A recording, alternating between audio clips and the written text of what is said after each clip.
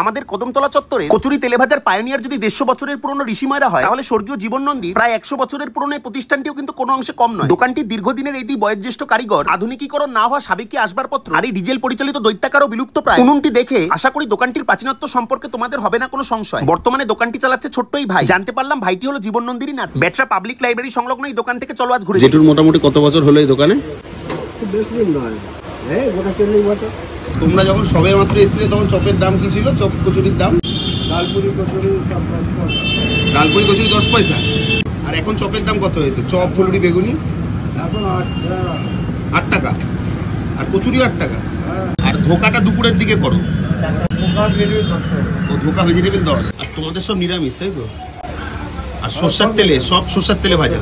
কচুরির সাথে খোসাযুক্ত আলুর তরকারিটা পাবে, তবে ছোলার ডালা ছাতুর পুরে ঠাসাই কচুরির সাথে আলুর দম খেতে চাইলে আলাদা করে 5 টাকা দিতে হবে। আশা করি এই ধরনের ঐতিহ্যবাহী দোকানগুলি এইভাবেই এগিয়ে যাবে।